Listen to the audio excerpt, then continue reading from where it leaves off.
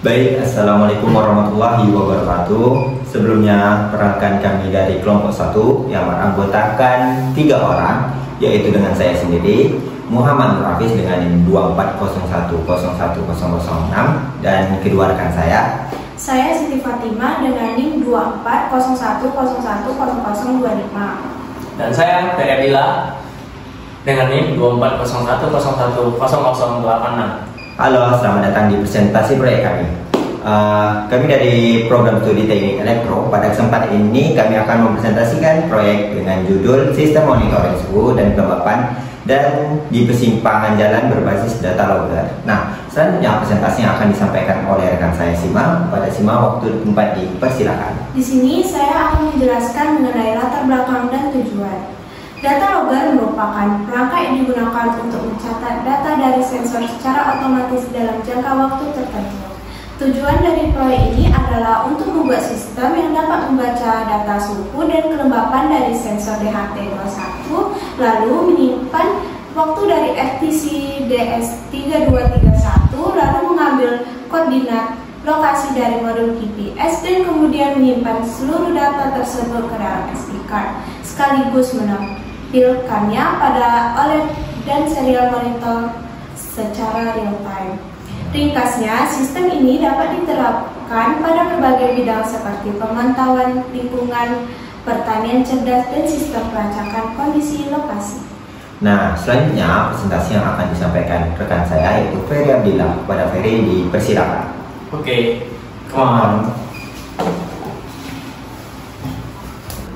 teman-teman, di sini sudah ada alat yang sudah kami buat. Sini ada alatnya. Baik, saya akan menjelaskan apa-apa saja komponen yang digunakan pada proyek data logger kami kali ini.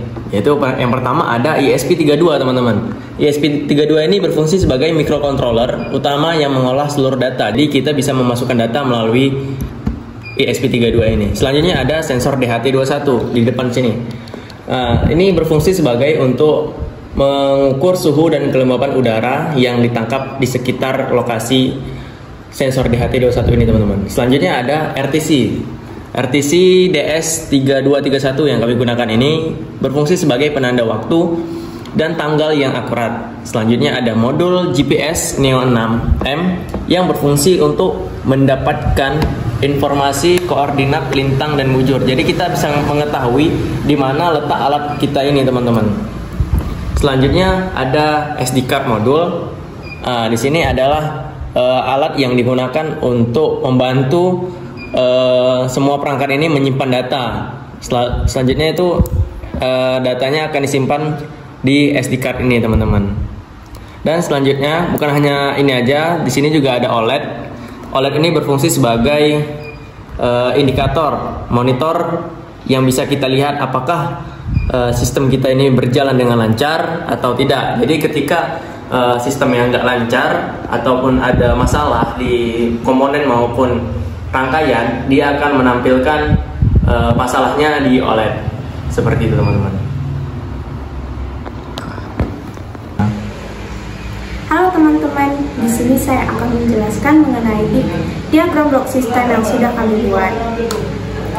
Sensor DHT21, RTC, dan OLED terhubung ke ESP32 melalui jalur komunikasi I2C yaitu SDA dan SCL. Selanjutnya, SD card dihubungkan melalui SPI interface, lalu GPS menggunakan komunikasi serial UART, dan semua komponen diatur oleh ESP32 sehingga data dari sensor dapat diolah, ditampilkan, dan disimpan di SD card.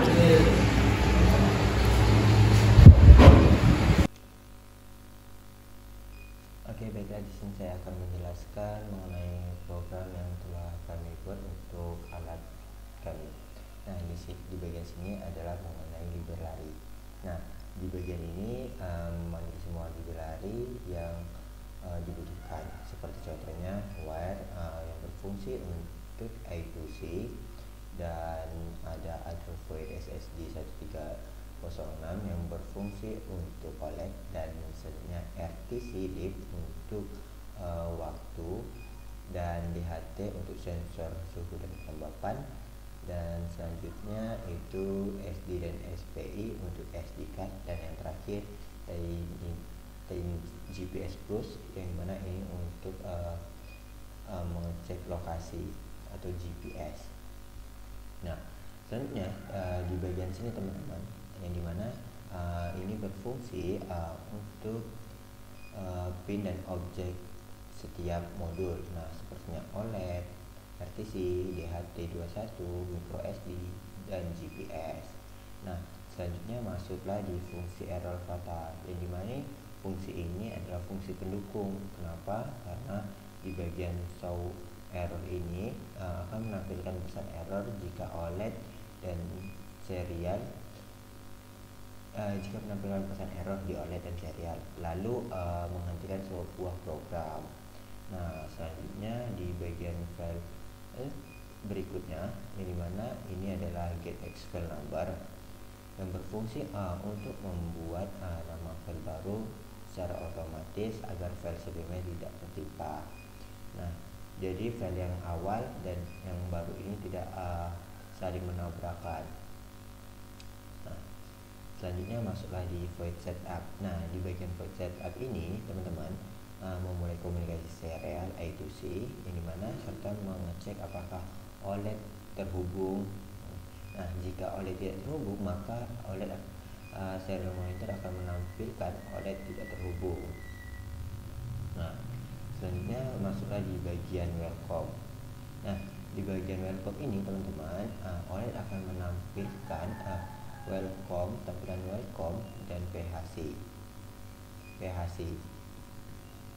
Nah, waktunya selama 3 detik lamanya.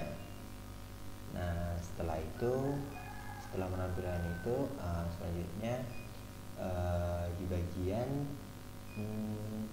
if. Nah, di bagian if ini GPS di bagian if ini inisial RTC, DHT, dan SD card, serta dicek apakah modul ini berhasil diakses.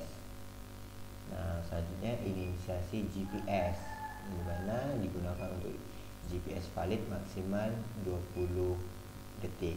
Nah, jika GPS ini tidak berhasil, maka akan menunggu dan akan menampilkan di OLED gagal. Nah, selanjutnya masuklah di bagian sini, INT next nom, yang dimana ini berfungsi untuk membuat file baru, yang dimana di SD card dengan data header data. Nah, selanjutnya teman-teman, di bagian display, OLED akan menampilkan pesan siap jika semua modul dan nama file yang aktif. Nah, setelah itu di bagian void loop pemrograman. Nah, di bagian void loop ini di bagian void loop ini membahas GPS, RTC, dan DHT21 setiap iterasi. Nah, selanjutnya di bagian bold ini mengecek apakah semua modul ini berfungsi atau tidaknya. Nah, jika di bagian if, jika semua modul ini oke, maka tampilan data sensor di OLED lalu dicetak di serial monitor dan menyimpan ke SD card. Nah, setelah itu di bagian else. Nah, kenapa di bagian else? Karena jika ada modul bermasalah, OLED akan menampilkan pemeriksaan modul. Nih, pemeriksaan modul beserta modul yang error, lalu looping selama 2 detik. Mungkin sekian itu presentasi yang dapat saya sampaikan. Sekian, terima kasih. Saya kembalikan ke moderator.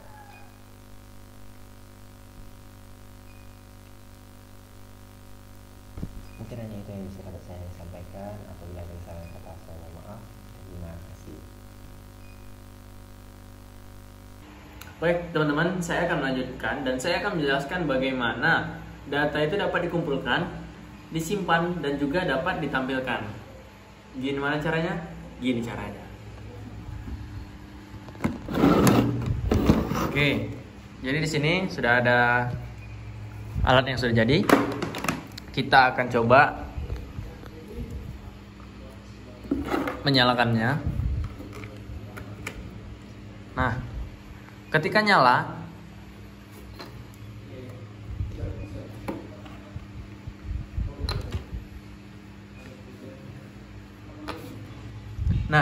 apabila alat sudah berhasil, maka dia tampilannya seperti ini, sudah berhasil menginisialisasi semuanya, dan data yang muncul di serial monitor yang tersimpan itu adalah seperti ini, teman-teman. Bagaimana cara menyimpannya? Karena sudah kita program, jadi sehingga hasil dari serial monitor ini juga masuk ke dalam file di microSD. Karena pada kali ini kami menggunakan nama file kami adalah lampu kakak, maka nanti dia akan menampilkan file yang bernama lampu kakak yang berisi hasil dari pendeteksian ini, teman-teman. Apakah benar? Mari kita buktikan. Baik teman-teman, kita akan membuktikan apakah file itu tersimpan di microSD. Nah, dan microSD nya kita sudah masukkan sini dengan menggunakan alat bantu card reader. Kita buka di filenya, apakah ada file yang bernama lampu kakak. Nah, ini teman-teman ada. Dan ini dia data yang berhasil direkam oleh alat kami. Di sini ada tanggal, waktu, lalu suhu, kelembaban, lintang, dan bujur. Seperti itu. 3.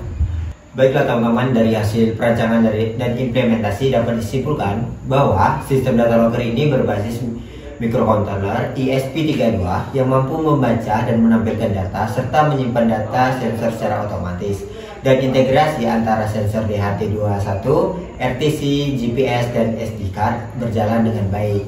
Nah, jadi hasil data dapat digunakan untuk analisis lebih lanjut pada berbagai aplikasi seperti pemantauan suhu, kelembapan, dan pelacakan lokasi. Nah, jadi demikian presentasi proyek data logger berbasis ESP32 ini. Terima kasih atas perhatian dan waktu yang diberikan. Oke, kita tutup dengan pantun.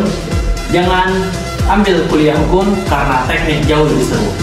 Assalamualaikum warahmatullahi wabarakatuh.